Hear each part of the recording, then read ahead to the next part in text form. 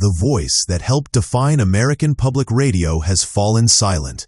Susan Stamberg, one of the founding mothers of NPR and the first woman in the United States to anchor a nightly national news program, has died at the age of 87. To generations of listeners, she was more than just a journalist. She was a warm, intelligent presence, one who made radio feel like a conversation at the kitchen table. Her son, Josh Stamberg, said in a statement that her life's work was about connection, through ideas, through culture, through humanity. And indeed, that's what she brought to every broadcast, a deep sense of curiosity, humor, and grace. Colleagues remember her as tough but kind, fiercely intelligent but endlessly generous, a woman who shaped the very DNA of NPR itself. From cutting tape with a razor blade in the early days to becoming the unmistakable voice of all things considered, Stamberg's journey mirrors the evolution of public radio in America. When NPR was just an experiment, a new kind of network that dared to believe in thoughtful, long-form journalism, Susan Stamberg was there. Her colleagues called her a founding mother, and it wasn't hyperbole. Alongside pioneers like Linda Wertheimer and Nina Totenberg, Stamberg helped build NPR from the ground up. Yet her path was far from guaranteed. In the 1970s, women were often pushed to the margins in broadcast journalism, their ambitions dismissed, their voices overlooked. But Stamberg refused to stay silent. She and Wertheimer famously demanded an office and were given a room shared with the photocopiers. That didn't stop her. While others chased political stories, Stamberg turned her lens toward the human heart of journalism, the culture, the art, the humor that defined everyday life. She once interviewed jazz legend Dave Brubeck in her living room, with sheet music clipped to her piano. She called Jimmy Carter's dentist just to ask about the candidate's toothy grin. And every Thanksgiving, she shared her now famous cranberry relish recipe on air, a quirky tradition that became part of American radio folklore. Long before she became a household name, Stamberg's love affair with radio began almost by accident.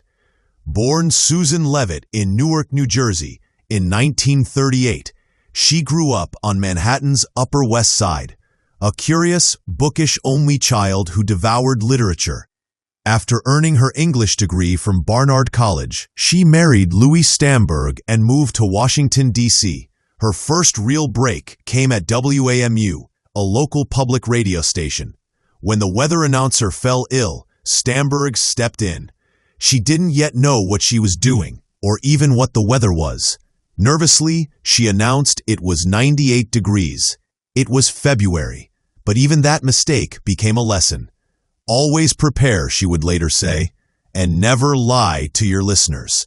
From that moment on, her mission was clear: honesty above all.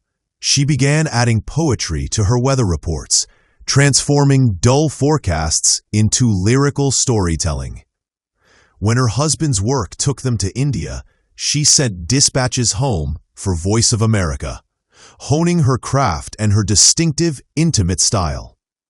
When NPR launched All Things Considered in 1971, Susan Stamberg was ready. She started behind the scenes, producing stories and shaping the new program's direction. By 1972, she was in front of the microphone, the first woman ever to anchor a national nightly news show in the United States. But success didn't come without resistance. Her New York accent, her open laughter, even her name. To New York, some station managers complained. The network president initially objected to putting her on air, but NPR's leadership, recognizing her talent, stood firm, and soon her authenticity won over audiences.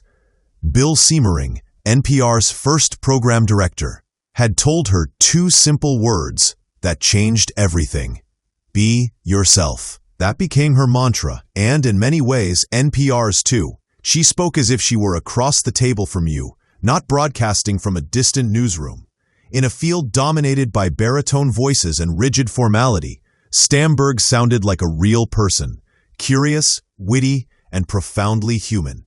Her journalism was fearless, but also joyful.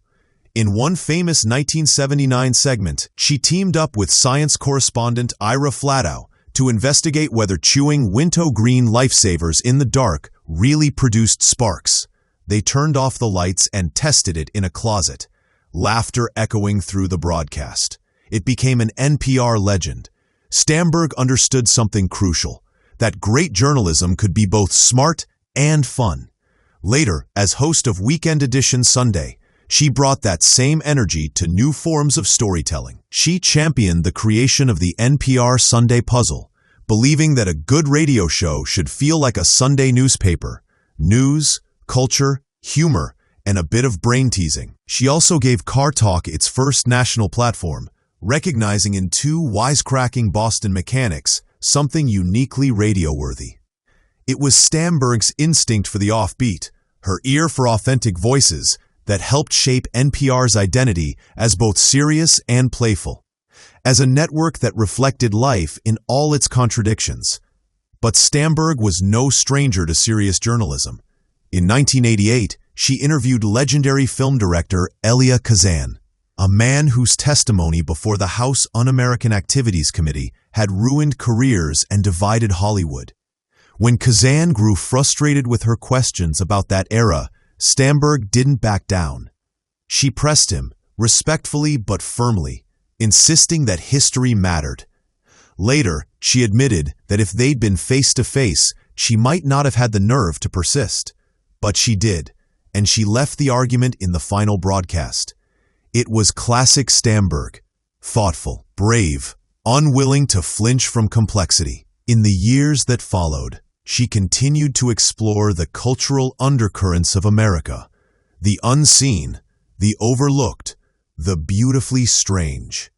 She told stories about art restorers, sound designers, and the people behind the scenes of Hollywood. Her interviews were never just Q&As. They were conversations, alive with empathy and curiosity.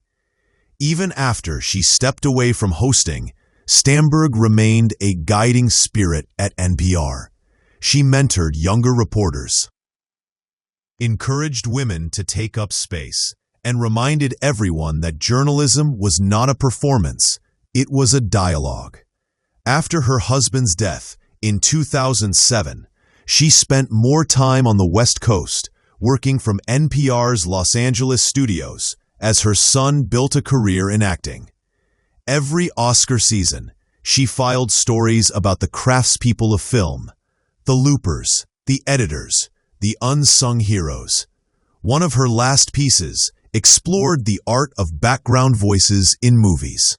"You're neither seen nor heard," she mused to one actor. "You're sort of background mumble." The reply, that every part of the industry mattered, mirrored her own philosophy. To her, every person, every sound, every detail had meaning. She taught listeners to listen differently, not just to what was said, but how it was said, and why it mattered. Susan Stamberg's passing marks the end of an era, but her voice lingers, literally, within NPR's headquarters in Washington, D.C., where her recorded voice welcomes visitors in the elevators. It's fitting. Even in silence, she continues to greet, to guide, to connect.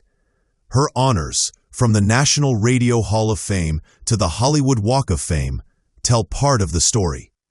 But her real legacy is less tangible. A tone, a spirit, a way of listening. She taught a generation of journalists that warmth and rigor could coexist, that laughter could live alongside truth, and that radio could be both intimate and illuminating. In an age of noise and haste, Susan Stamberg reminded us to slow down and pay attention.